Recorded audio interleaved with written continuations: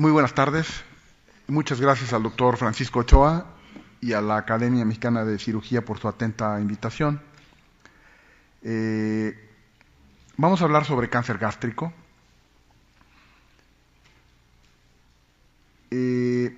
Como todos los cánceres, como la mayoría de los cánceres, su incidencia es función de la edad. A mayor edad, mayor riesgo de tener cáncer gástrico. Si después de la séptima, octava década de la vida disminuye, esto es básicamente porque hay una drástica caída de la cantidad de sujetos en riesgo. Esto es importante por lo que vamos a hablar más adelante al respecto del diagnóstico precoz. La incidencia mundial del cáncer gástrico ha disminuido. Sin embargo, es muy diferencial la incidencia en diferentes países.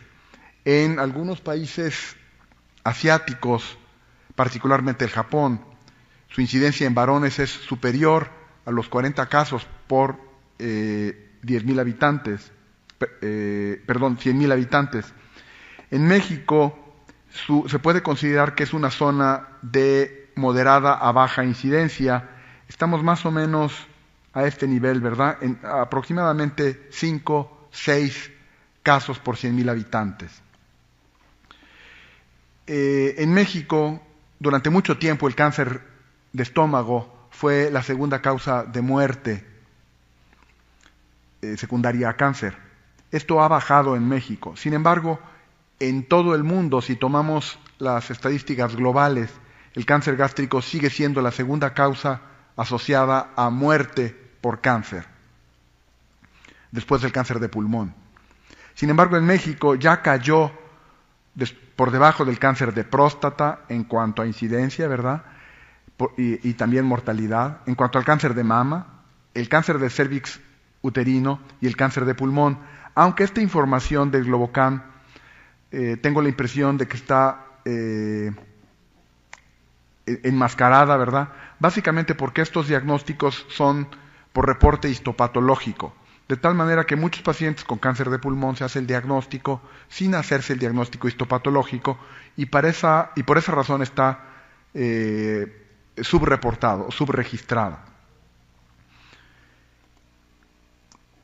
Les decía yo hace un momento que a nivel mundial, en algunos países, la incidencia de cáncer gástrico ha caído. En este trabajo, ¿verdad?, recientemente publicado y que está gratis en Internet, lo pueden ustedes bajar de esta revista que se llama Cancer Journal for Clinicians, ¿verdad? En 2012, acaba de salir este mes, en febrero, en donde vemos la la mortalidad estimada para el año 2012, en donde gana el cáncer de pulmón tanto en hombres como en mujeres, próstata en hombres, mama en mujeres, colorecto en ambos, y el cáncer gástrico ni siquiera está especificado aquí.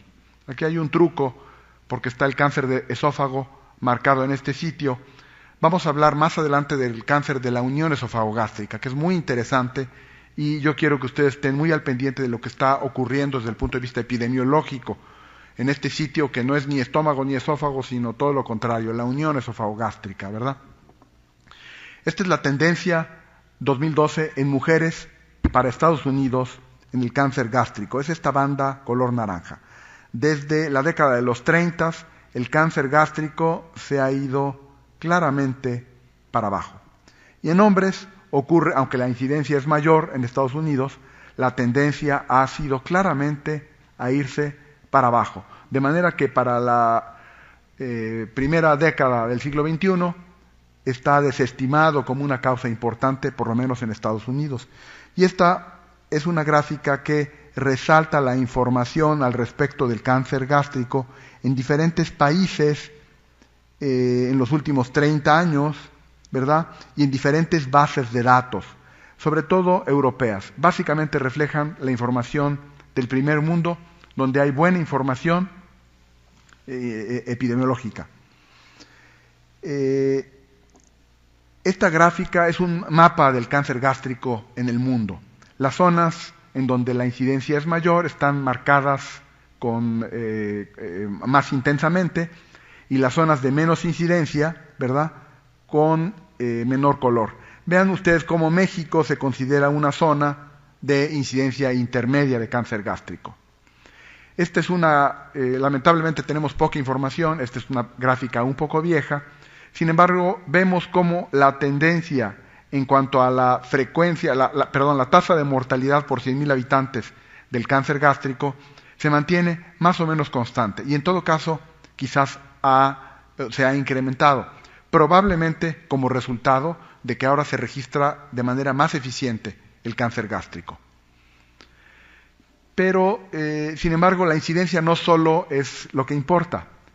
¿Cómo llegan los pacientes a atenderse? Este es un informe de más o menos ya hace 12 años del Instituto Nacional de Cancerología en cuanto a la frecuencia relativa por etapas. Vean ustedes cómo en etapa 4 se presenta cerca del 62% de los pacientes. Y si consideramos la etapa 3A y 3B, vemos como más de 3/4 partes de los pacientes llegan al hospital con baja probabilidad de curación. Esto se refleja en estas curvas de supervivencia por etapas, también más o menos de esa base de datos, de más o menos esos pacientes que les acabo de comentar en la diapositiva anterior. Pacientes en etapa 4 tienen esta supervivencia muy mala, con una mediana de supervivencia de aproximadamente 7 meses. Si nos vamos a los pacientes en etapa 3, ¿verdad?, 3A y 3B, la mediana de supervivencia pudiera llegar a ser hasta de 2 años. Mucho se ha dicho de la infección por Helicobacter pylori. El cáncer gástrico es una neoplasia que se asocia importantemente a la infección por Helicobacter pylori. Ya el doctor Pelayo Correa ha demostrado la cadena de acontecimientos desde la infección que se produce en la infancia, en los países del tercer mundo, su asociación con gastritis folicular, progresión a atrofia gástrica, metaplasia intestinal, displasia grave y adenocarcinoma. Hoy conocemos que la infección crónica por Helicobacter pylori tiene 3 desenlaces significativos dependiendo de la circunstancia genética del sujeto infectado. Es decir, puede desencadenar enfermedad ulcerosa del duodeno, prepilórica, y esto no se asocia a cáncer. En general, estos pacientes acuden a tratamiento anti-Helicobacter para erradicar el Helicobacter, con lo que se alivia la úlcera duodenal y estos pacientes no hacen cáncer gástrico. El segundo grupo de fenotipos de desenlace, ¿verdad?, de la infección crónica por Helicobacter es la gastritis simple, que es la que ocurre en la mayoría de los sujetos infectados por Helicobacter. Esto tampoco se asocia a desarrollo de cáncer gástrico. Estos sujetos pueden ir o no con el médico, se puede identificar o no el Helicobacter, y si se identifica, pues en ocasiones se trata, se hace un tratamiento de erradicación ante Helicobacter, con lo que se resuelve el problema definitivamente. Estos pacientes no hacen cáncer gástrico. El tercer fenotipo es el fenotipo cáncer gástrico. Más o menos el 1% de los pacientes que tienen infección crónica por Helicobacter. Estos hacen una gastritis predominantemente del cuerpo, pero con gastritis atrófica multifocal. Pueden asociarse con elevación de gastrina secundaria a hipocloridia o acloridia, ¿verdad? Disminución del pepsinógeno 1 o modificación de la razón de pepsinógenos, y estos pacientes sí tienen un riesgo incrementado de desarrollar cáncer gástrico. Entonces, bueno, hay muchos trabajos en donde se trata de identificar a estos pacientes por el tipo de lesiones premalignas asociadas a la infección por Helicobacter, y pareciera ser que tratando la infección oportunamente, erradicando el Helicobacter oportunamente, estas lesiones premalignas pueden sufrir regresión y el riesgo de desarrollar cáncer gástrico disminuye. Esto todavía está por verse, vamos a estar al pendiente de los avances de la literatura, pero pudiera ser que esto se considere un manejo de prevención secundaria para el cáncer gástrico. Algunos investigadores han llamado la atención de que los países con más alta incidencia de cáncer gástrico se encuentran localizados en lo que se llama el anillo de fuego. Esto parece medio místico, medio el Señor de los Anillos, pero no es así. Círculo de fuego en el sentido de lógicamente se le llama al círculo de fuego a la zona donde está la mayor parte de los volcanes activos de todo el mundo. Esto a primera intención llama la atención de los epidemiólogos para tratar de buscar una relación del vulcanismo con el cáncer gástrico. Sin embargo, pareciera ser que hay otro fenómeno también muy importante que se puede asociar a esto. Este es un mapamundi en donde vemos las migraciones humanas desde hace 130.000 años, identificadas gracias al estudio masivo de poblaciones mediante el DNA mitocondrial. Entonces sabemos hoy en día, con base en esa información, que la especie humana procede del África del Sur, occidente sur africano, y que de ahí surgen las grandes migraciones humanos hace miles de años, desparramándose hacia el Asia sudoriental, hacia Europa, hacia el norte de Asia, con el paso de las migraciones humanas a través del estrecho de Bering hacia América, de tal suerte que las últimas migraciones humanas coinciden también bastante bien con el círculo de fuego y con los países con alta incidencia de cáncer gástrico. Esto podría dar un mapa al respecto de la circunstancia genética asociada al cáncer gástrico. Esto está todavía en fase de investigación, pero entonces, bueno, yo se los presento con la intención de estimular su lectura para que busquen esta información en los próximos 10 años, que creo que va a ser muy interesante. Sabemos que existen muchos factores de riesgo definidos, sugeridos, ¿verdad?, que se asocian con gran peso o con poco peso.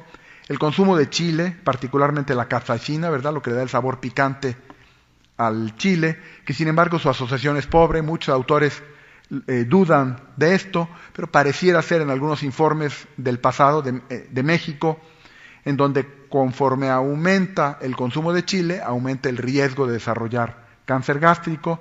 Ya hablamos de la infección crónica por Helicobacter, el consumo de grasas saturadas, el consumo alto de colesterol, alimentos salados, bajo consumo de frutas y verduras, infección por virus de Epstein-Barr o enfermedad de Menetrier.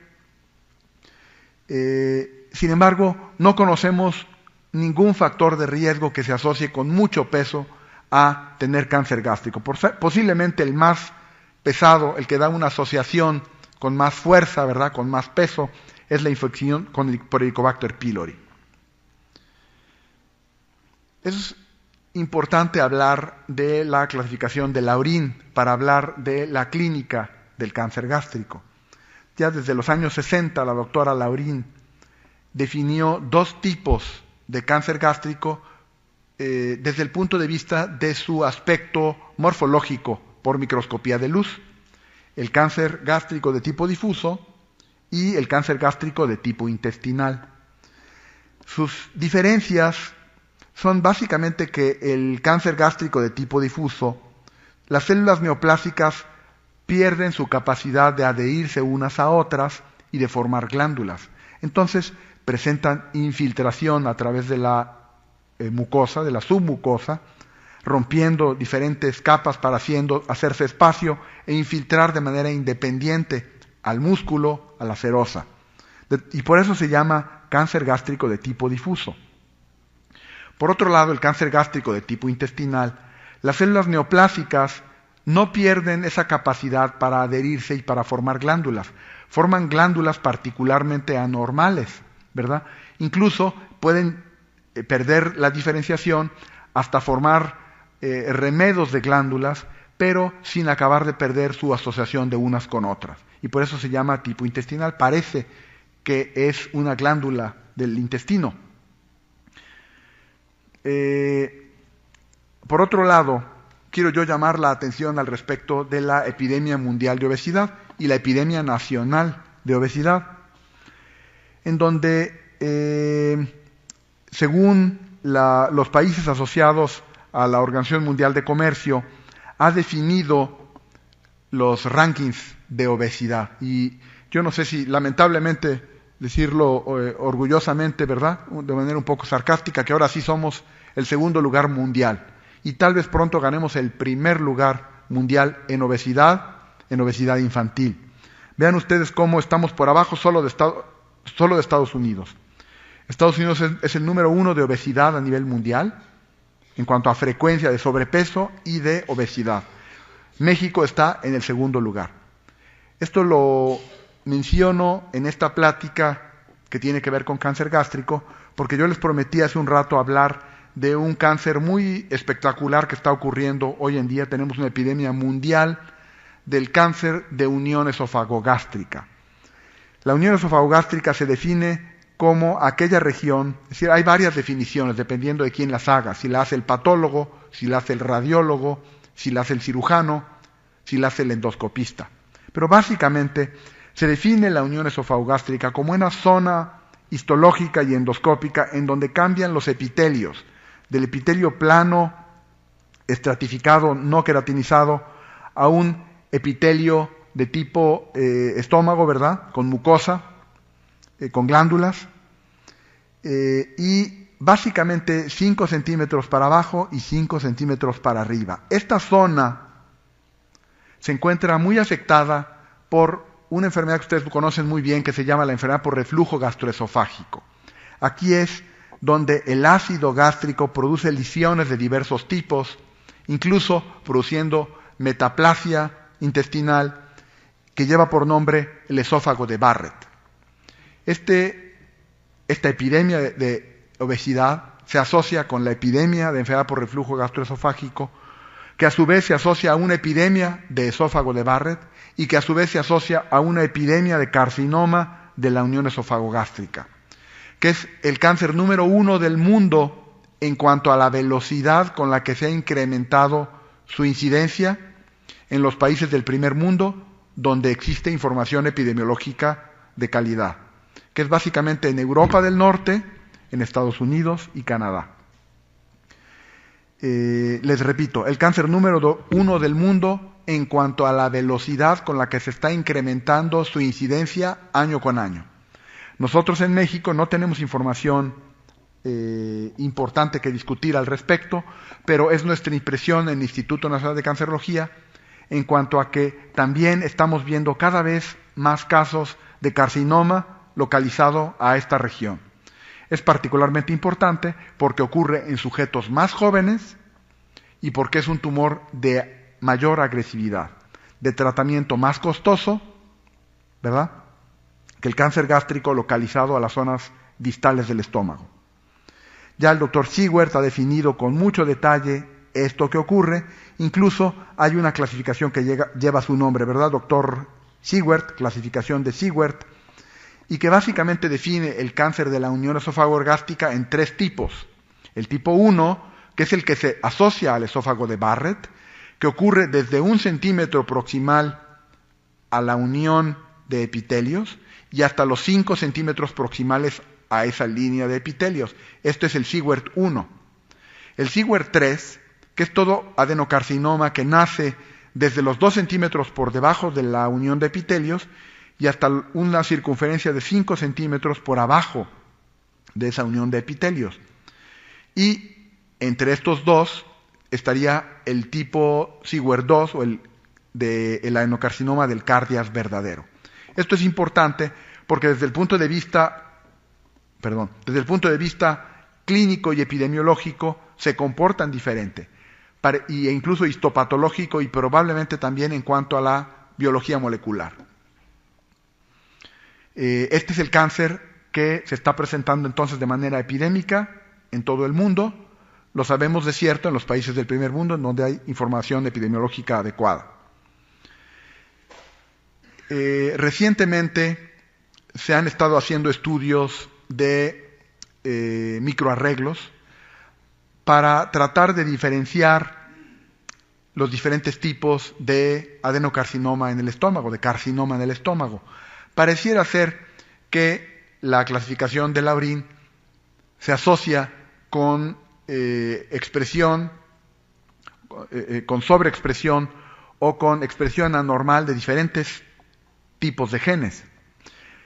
Esto es muy importante porque hablamos hasta ahora del cáncer gástrico como si fuera una enfermedad homogénea. Y sabemos que el cáncer gástrico es, desde el punto de vista epidemiológico, ¿verdad?, de factores de riesgo, de mecanismos fisiopatológicos, de apariencia clínica, apariencia histopatológica y de opciones de tratamiento, una enfermedad sumamente heterogénea, pero no hemos alcanzado a definir cuáles son estos grupos. Hasta ahora sabemos que la gastrectomía es la única opción de curación, pero también sabemos que es insuficiente, francamente, y que no cura a muchos pacientes.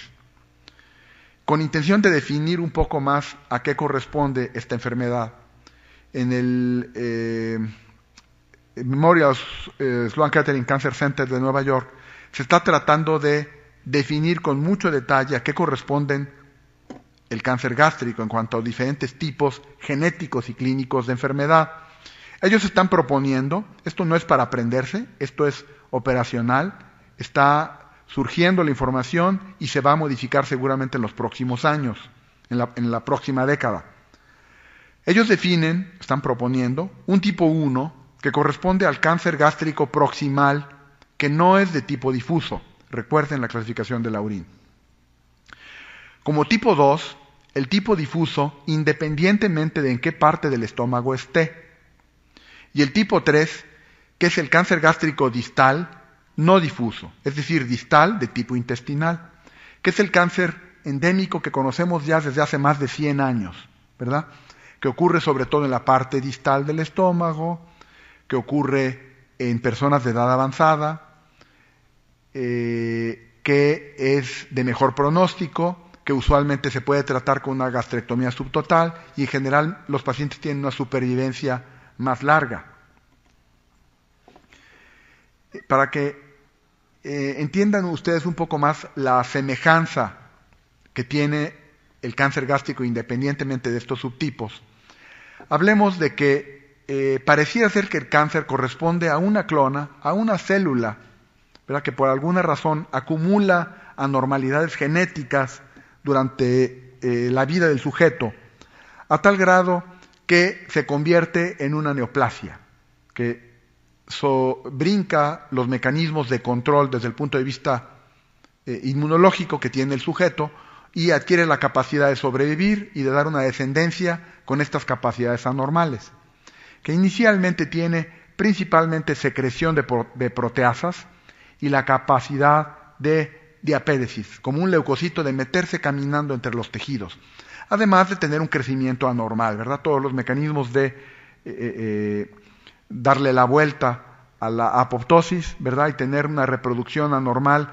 con detención del crecimiento por el reconocimiento de otras células, se ve francamente alterado, ¿verdad? Después de esto, entonces estas células anormales son capaces de romper la membrana basal, de tener invasión a través de la pared gástrica, y esto es lo que va a condicionar lo que llamamos la categoría T del sistema TNM. Estos tumores, además, van a ser capaces de sobrevivir adentro de los vasos sanguíneos, ya sea sangre o linfáticos. Si invaden a los linfáticos, van a ir a asentarse o sobrevivir al ganglio linfático y van a constituir la categoría N. Y si viven en un vaso sanguíneo y son capaces de bajarse en un tejido, ¿verdad? Ustedes saben que una cosa es sobrevivir en el torrente circulatorio y otra cosa es reconocer en el endotelio dónde se van a bajar. Es decir, dónde van a tocar el timbre del camión y decir, esta es mi parada, aquí me bajo. Reconocen el hígado, se bajan y se meten al parénquima hepático y ahí establecen colonias, establecen metástasis, ya sea en el hígado, en el pulmón, en el hueso, en el cerebro, donde les toque. Y entonces, además tienen que desarrollar capacidad, además de crecer, de desarrollar angiogénesis para reclutar la formación de nuevos vasos sanguíneos para poder hacer bolas grandes.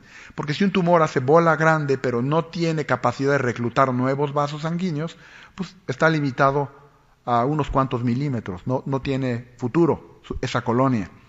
Y esto va a dar como consecuencia la categoría M. De esta manera podemos constituir la categoría T, N y M, que es un constructo de los tres principales factores de pronósticos que determinan la supervivencia de los pacientes con cáncer gástrico.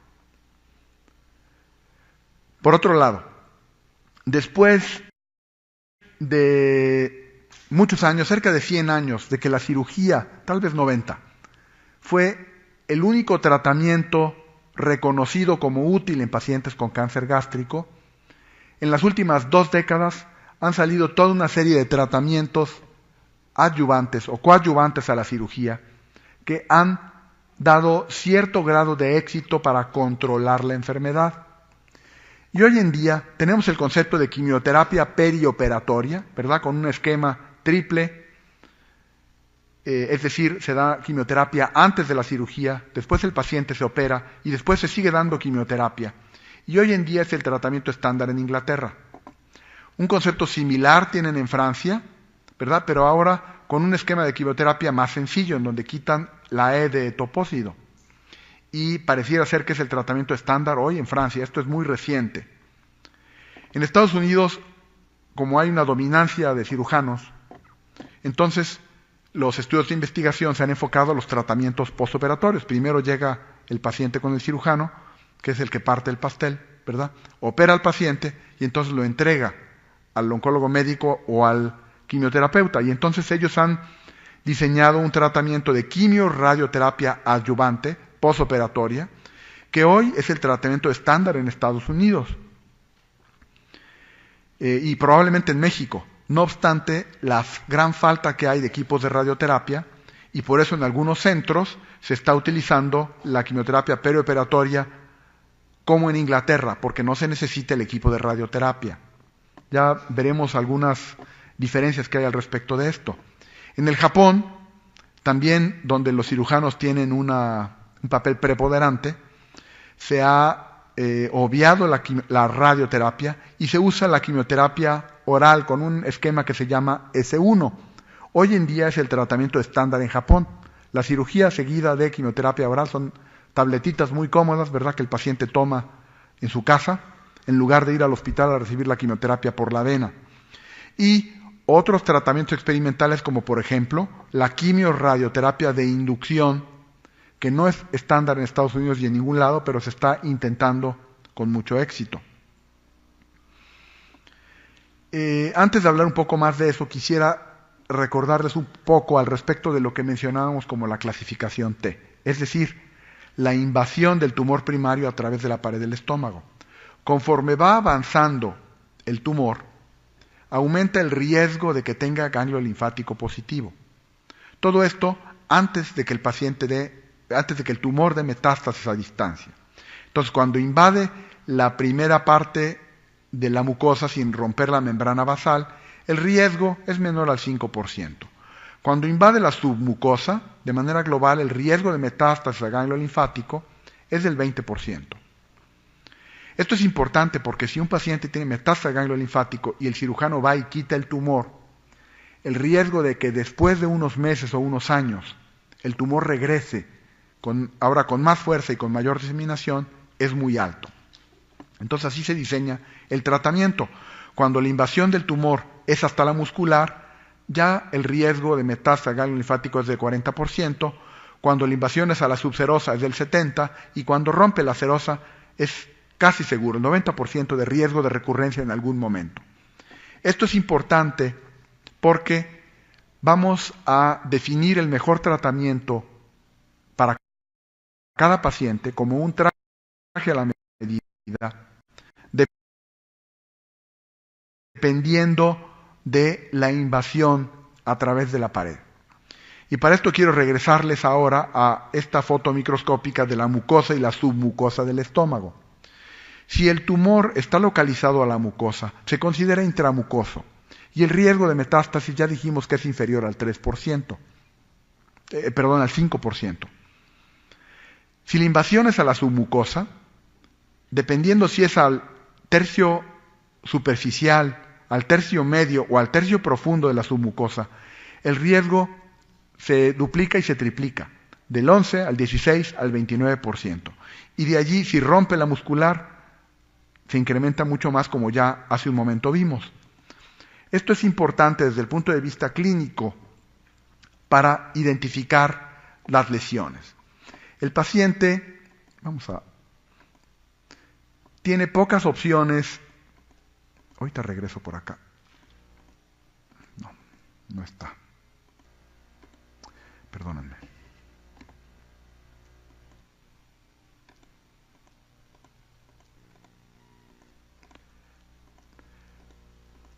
Tiene grandes opciones de tratamiento si lo identificamos clínicamente en una etapa incipiente.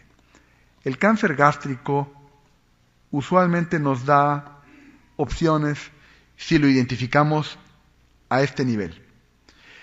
Lamentablemente, el estómago tiene pocas maneras de manifestarse. Es un órgano que, independientemente si es una gastritis o si es una úlcera o si es un cáncer, va a gritar con dolor de tipo ulceroso, o tal vez con diferentes tipos de dolor. Cuando esto avanza, se puede manifestar como una úlcera, como hemorragia, como perforación, como obstrucción.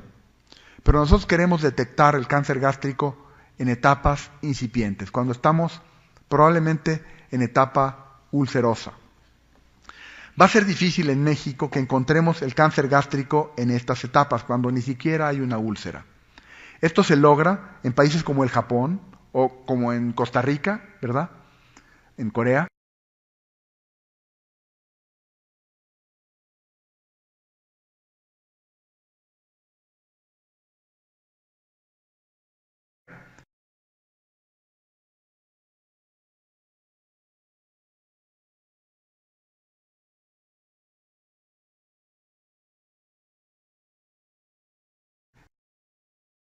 En donde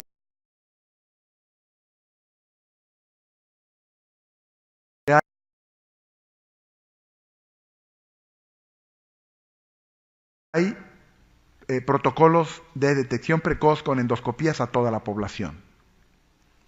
Estos programas de detección precoz son muy útiles en esos países por dos razones. Primero, porque la incidencia es muy alta. Ya dijimos que más de 40 casos anuales por 100.000 habitantes. Y también porque en Japón es un país rico.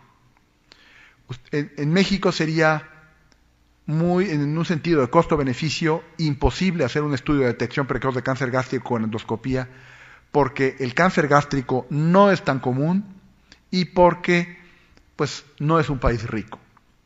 De tal suerte que no es práctico, hay otras prioridades de salud por encima del cáncer gástrico. Y yo creo que por lo menos en esta generación no vamos a ver un programa de detección precoz para cáncer gástrico en México. Sin embargo, ¿qué pasa cuando tenemos un paciente con una úlcera gástrica?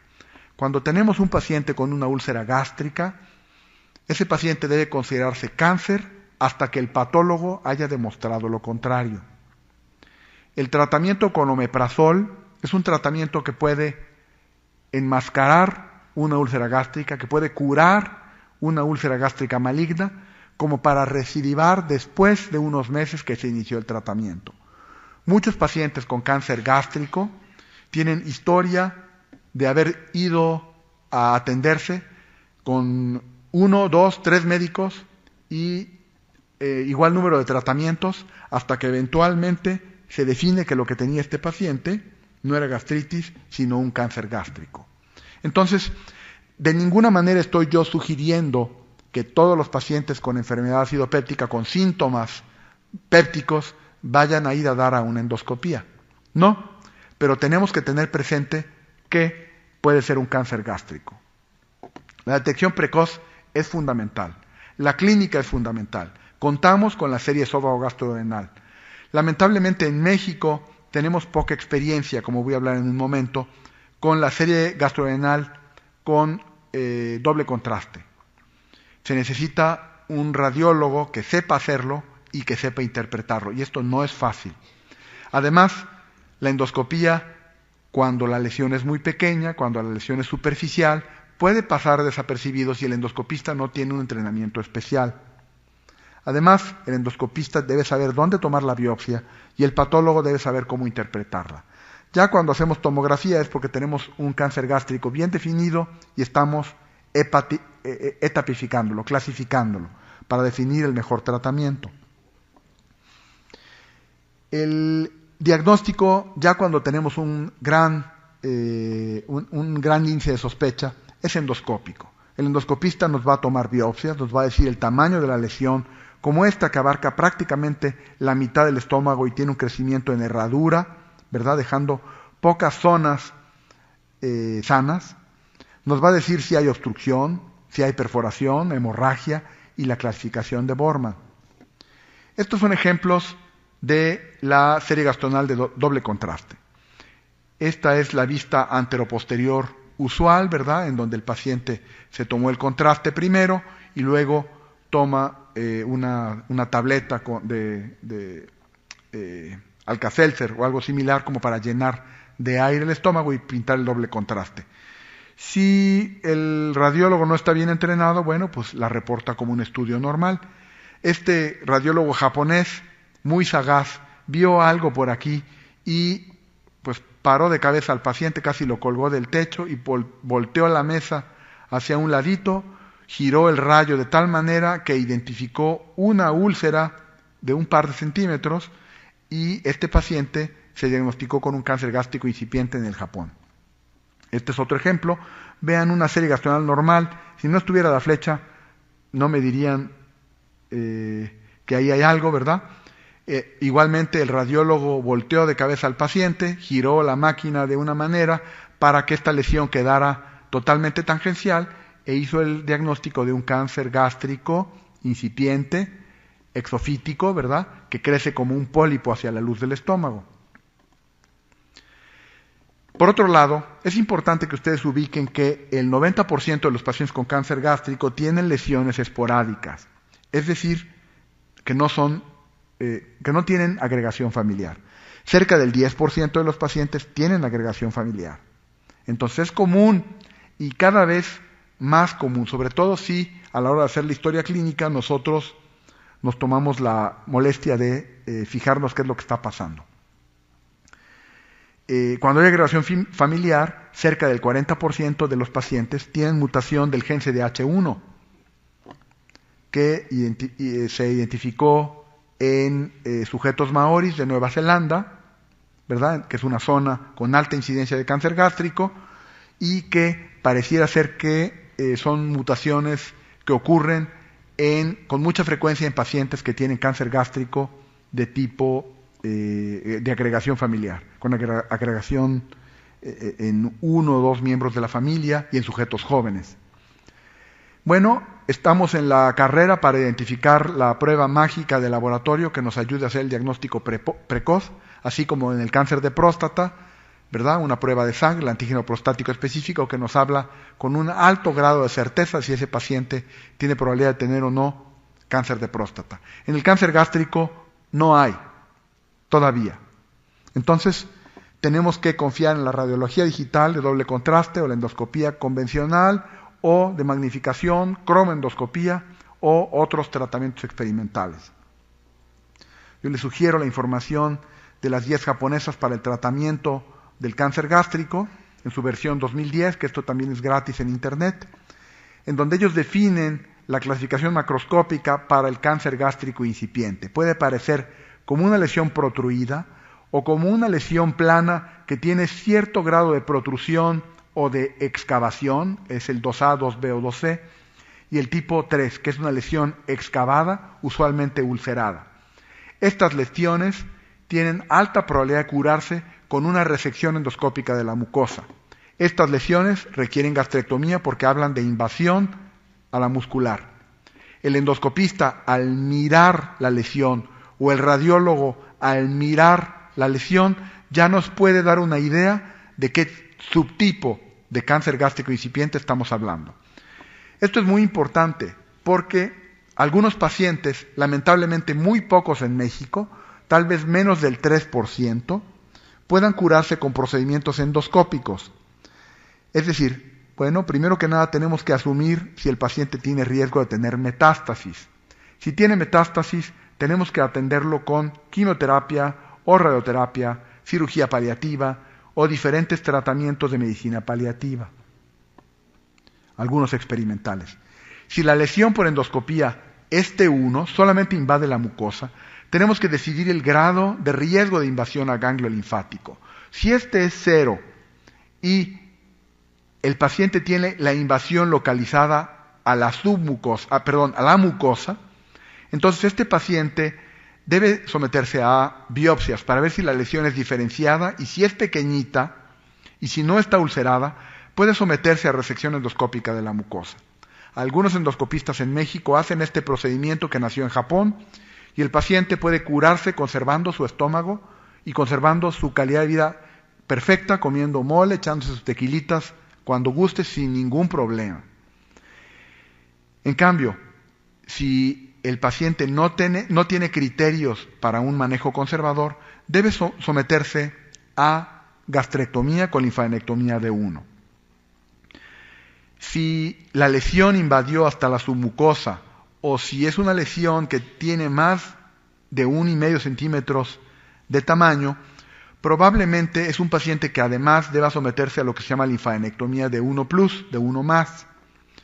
Si el paciente tiene cierto riesgo de tener, además de un tumor pequeño, invasión al ganglio linfático, debe someterse a gastrectomía estándar con linfadenectomía de 2. Si la lesión es T2 o hasta T4, ¿verdad? Sin duda que debe someterse al tratamiento estándar. Si el tumor invade otros órganos, debe considerarse el tratamiento con gastrectomía con resección combinada de órganos vecinos y linfadenectomía de 2. De tal suerte que el manejo del cáncer gástrico no es parejo. ¿En qué paciente? ¿Cómo está el paciente? ¿Qué enfermedad tiene? ¿Qué invasión tiene? ¿Qué T? ¿Qué N? ¿Qué M? Esto es bastante complicado, de tal suerte que la tendencia es que los tratamientos se hagan cada vez con mayor frecuencia en los centros de referencia oncológicos. Sin embargo, el diagnóstico corresponde a, pues básicamente, el médico general, tal vez el internista, tal vez el gastroenterólogo, bueno, el ginecólogo. No está por demás, todos somos médicos, todos debemos evaluar de manera global al paciente que tenemos enfrente, ¿verdad? De tal suerte que todas las especialidades de la medicina son importantes, por lo menos conociendo las bases de esta enfermedad. El tratamiento del cáncer gástrico es un problema. La gastrectomía, siguiendo los estándares oncológicos, es un procedimiento con alta mortalidad.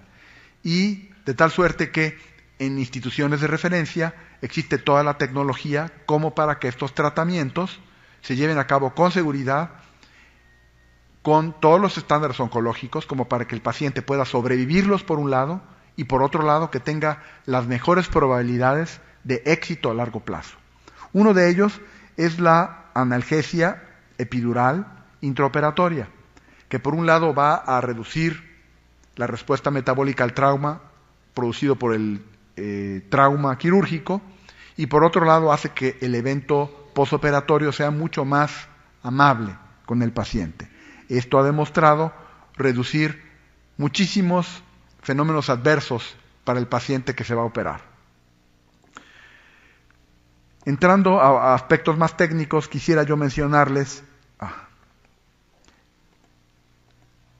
que dependiendo de dónde esté el tumor, es la localización de las metástasis al ganglio linfático, ¿verdad? Que puede ser hacia la cadena gástrica izquierda si son lesiones localizadas en el cuerpo gástrico, o si son en el fondo, predominantemente hacia el vaso, entonces la cirugía puede requerir una gastrectomía total con esplenectomía, o si es en la parte de abajo, el paciente puede requerir una resección del epiplón mayor, ¿verdad? Inclusive disección de lo que es el mesocolon transverso, etcétera.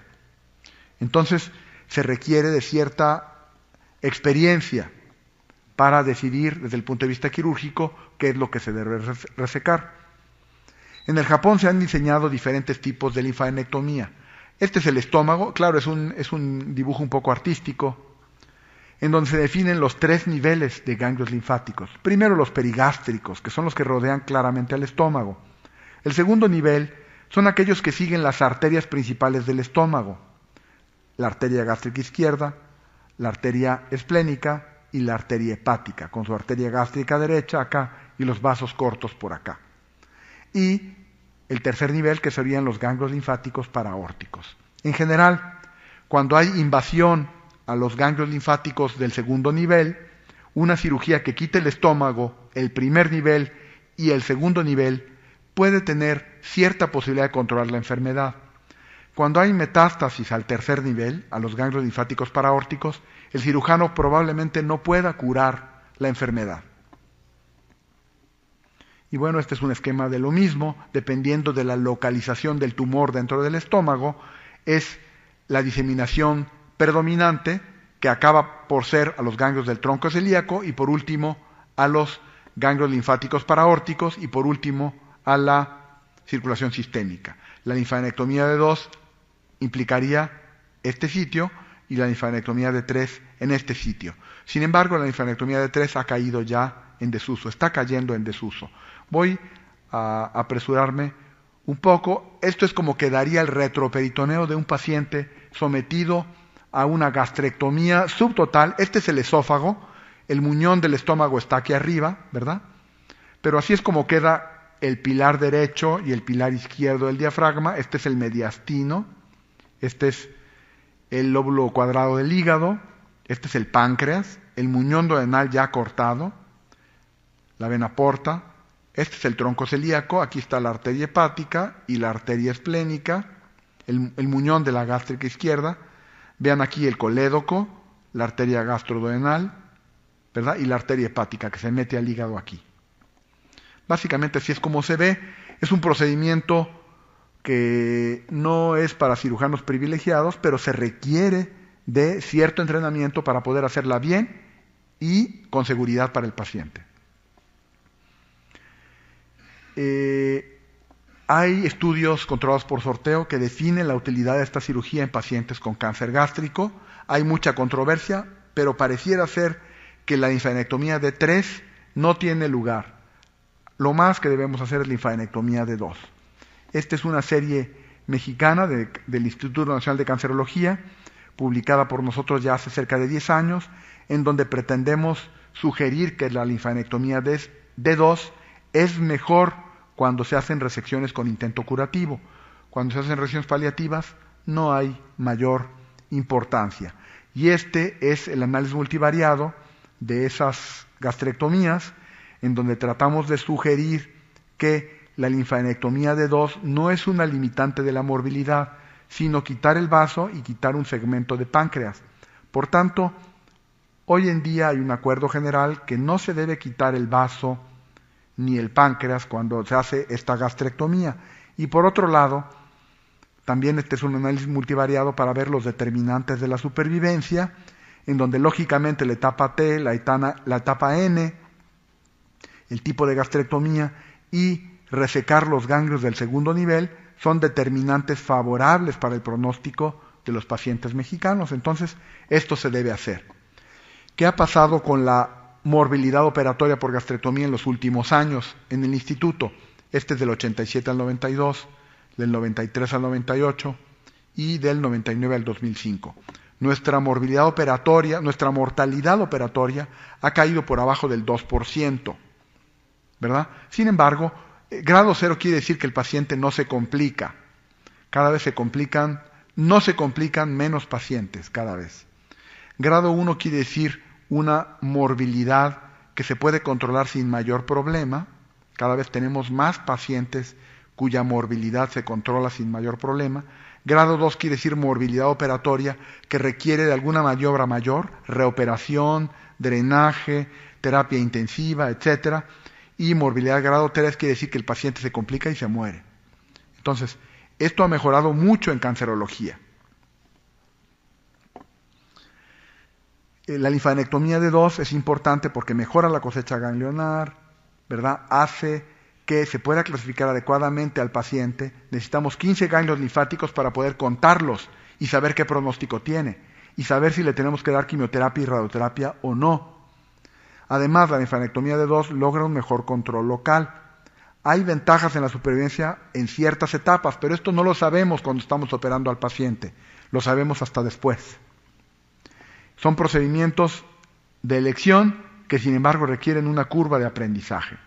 El procedimiento laparoscópico tan en boga hoy está limitado para pacientes con cáncer gástrico incipiente y en centros en donde se puede hacer esta gastrectomía con seguridad. La información que tenemos de la laparoscopía para hacer gastrectomía subtotal en pacientes con cáncer es pobre y limitada.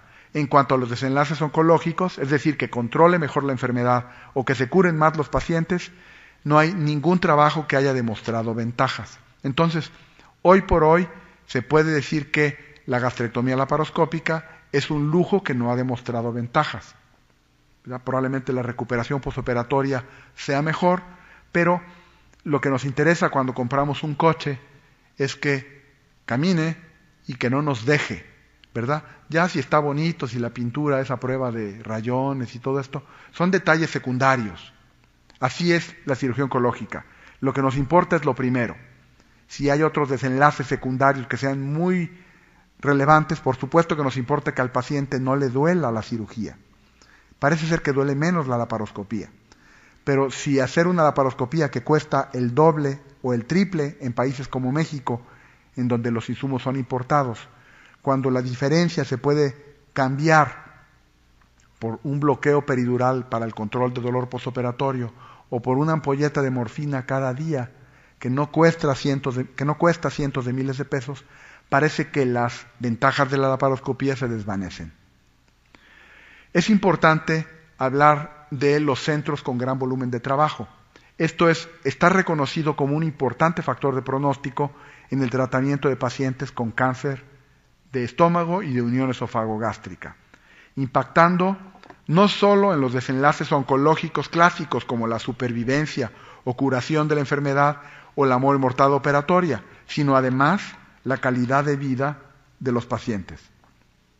Entonces, siempre que se pueda, los pacientes deben tratarse en centros de concentración con especialistas que tengan experiencia. Quise dejar 15 minutos para preguntas y respuestas y también para hablarles de qué podemos hacer para hacer el diagnóstico de cáncer gástrico en etapas cada vez menos avanzadas. Podemos identificar cuáles son los sujetos de riesgo. No hay información en la literatura médica al respecto. Pero bueno, si tenemos un paciente de 20 años que llega al consultorio con enfermedad acidopéptica, con el antecedente de que el fin de semana estuvo con sus cuates y abusó de los tequilas y del mole, ¿verdad? Es un paciente que probablemente podamos tratar sin ningún estudio para una gastritis, ¿verdad?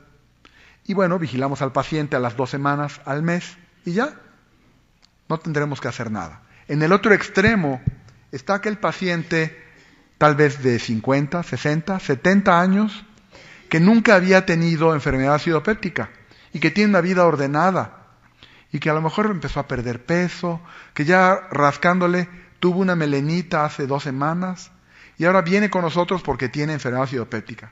Qué raro, doctor. Yo no fumo, no tomo, no he cambiado mis hábitos dietéticos y tengo esta molestia y tuve una evacuación melánica hace 2 semanas. Bueno, agua pasa por mi casa. Ese paciente tenemos que estudiarle el estómago en ese momento. El problema son todos los pacientes que están en medio de este joven de 20 años y de este adulto de 70 años que tiene un riesgo incrementado de tener cáncer gástrico, ¿verdad? Y intermedios tal vez estará un sujeto de 40 años que por su propia cuenta empezó a tomar omeprazol. Doctor, fíjese que tengo 1 mes tomando el omeprazol, nada más lo suspendo y me vienen otra vez las molestias. Bueno, Es un sujeto que tenemos que estudiar probablemente, ¿verdad? O aquel sujeto que está tomando omeprazol y regresa a la semana con nosotros, doctor, créeme que he tomado mis medicamentos y esto no se me quita. O aquel paciente que sin más tiene una hematemesis o una melena, ¿verdad? Son sujetos que tenemos que investigar. O bien, aquel sujeto que pensábamos que era una gastritis, que la tratamos adecuadamente y a los 2 meses de suspender el tratamiento tiene recurrencia de los síntomas. Es decir, esto que les estoy sugiriendo no es un protocolo de detección temprana, porque son sujetos sintomáticos, son sujetos que tienen síntomas. Los programas de detección precoz se hacen en la población asintomática, ¿verdad? A partir de cierta edad. Entonces, fíjense en los factores de riesgo. Si es un sujeto de mayor edad que no responde al tratamiento, o que tiene recurrencias al tratamiento, o que tiene otros síntomas de alarma, como hemorragia, vómito, ¿verdad? Algo que sugiera obstrucción, o sin duda que tenga ya demostrado por algún otro método una úlcera del estómago, es un sujeto que no debemos dejar ir a casa sin tener por lo menos una biopsia interpretada por un buen patólogo. Yo creo que si de manera nacional hiciéramos esto, tendríamos con cada vez más frecuencia etapas menos avanzadas, que serían más fácil, más económicas de tratar y probablemente con mayores posibilidades de éxito. Muchas gracias. Ahora sí estoy abierto a sus preguntas. Y yo quiero que ustedes estén muy al pendiente de lo que está ocurriendo desde el punto de vista epidemiológico en este sitio que no es ni estómago ni esófago, sino todo lo contrario, la unión esofagogástrica, ¿verdad? Esta es la tendencia 2012 en mujeres para Estados Unidos en el cáncer gástrico. Es esta banda color naranja. Desde la década de los 30, el cáncer gástrico se ha ido claramente para abajo. Y en hombres ocurre, aunque la incidencia es mayor en Estados Unidos, la tendencia ha sido claramente a irse para abajo. De manera que para la primera década del siglo XXI está desestimado como una causa importante, por lo menos en Estados Unidos. Y esta es una gráfica que resalta la información al respecto del cáncer gástrico en diferentes países en los últimos 30 años, ¿verdad? Y en diferentes bases de datos, sobre todo europeas. Básicamente reflejan la información del primer mundo, donde hay buena información epidemiológica. Esta gráfica es un mapa del cáncer gástrico en el mundo. Las zonas en donde la incidencia es mayor están marcadas más intensamente, y las zonas de menos incidencia, ¿verdad?, con menor color. Vean ustedes cómo México se considera una zona de incidencia intermedia de cáncer gástrico. Esta es lamentablemente tenemos poca información, esta es una gráfica un poco vieja. Sin embargo, vemos cómo la tendencia en cuanto a la frecuencia, la tasa de mortalidad por 100.000 habitantes del cáncer gástrico se mantiene. Muy buenas tardes. Muchas gracias al doctor Francisco Ochoa y a la Academia Mexicana de Cirugía por su atenta invitación. Vamos a hablar sobre cáncer gástrico.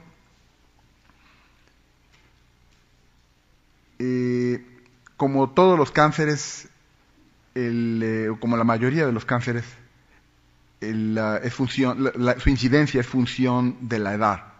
A mayor edad, mayor riesgo de tener cáncer gástrico.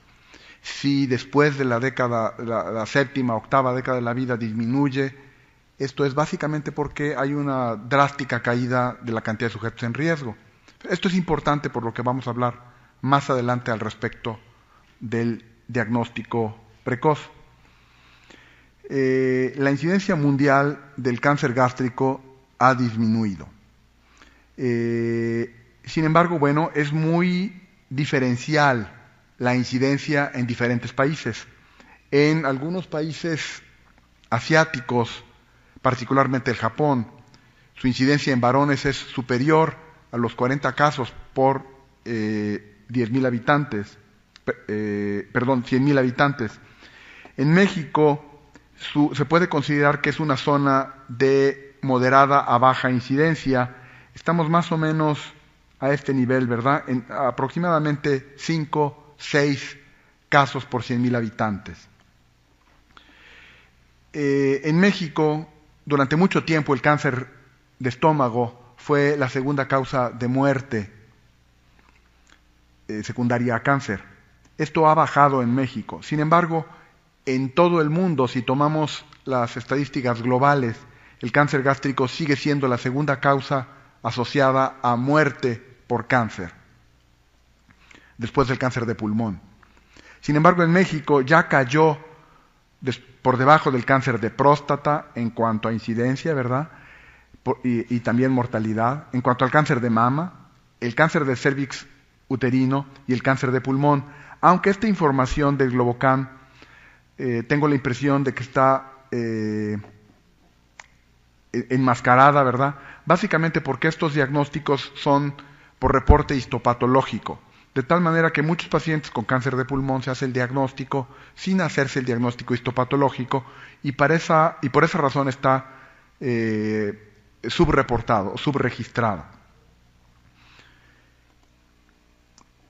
Les decía yo hace un momento que a nivel mundial, en algunos países, la incidencia de cáncer gástrico ha caído. En este trabajo, ¿verdad?, recientemente publicado y que está gratis en Internet, lo pueden ustedes bajar de esta revista que se llama Cancer Journal for Clinicians, ¿verdad?, en 2012, acaba de salir este mes, en febrero, en donde vemos la incidencia la mortalidad estimada para el año 2012, en donde gana el cáncer de pulmón tanto en hombres como en mujeres, próstata en hombres, mama en mujeres, colorecto en ambos, y el cáncer gástrico ni siquiera está especificado aquí.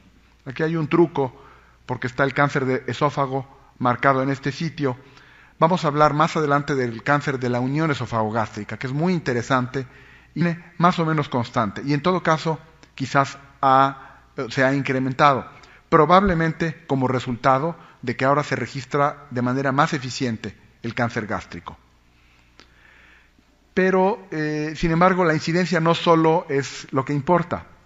¿Cómo llegan los pacientes a atenderse? Este es un informe de más o menos ya hace 12 años del Instituto Nacional de Cancerología en cuanto a la frecuencia relativa por etapas. Vean ustedes cómo en etapa 4 se presenta cerca del 62% de los pacientes. Y si consideramos la etapa 3A y 3B, vemos como más de 3/4 partes de los pacientes llegan al hospital con baja probabilidad de curación. Esto se refleja en estas curvas de supervivencia por etapas, también más o menos de esa base de datos, de más o menos esos pacientes que les acabo de comentar en la diapositiva anterior. Pacientes en etapa 4 tienen esta supervivencia muy mala, con una mediana de supervivencia de aproximadamente 7 meses. Si nos vamos a los pacientes en etapa 3, ¿verdad?, 3A y 3B, la mediana de supervivencia pudiera llegar a ser hasta de 2 años. Mucho se ha dicho de la infección por Helicobacter pylori. El cáncer gástrico es una neoplasia que se asocia importantemente a la infección por Helicobacter pylori. Ya el doctor Pelayo Correa ha demostrado la cadena de acontecimientos desde la infección que se produce en la infancia, en los países del tercer mundo, su asociación con gastritis folicular, progresión a atrofia gástrica, metaplasia intestinal, displasia grave y adenocarcinoma. Hoy conocemos que la infección crónica por Helicobacter pylori tiene 3 desenlaces significativos dependiendo de la circunstancia genética del sujeto infectado.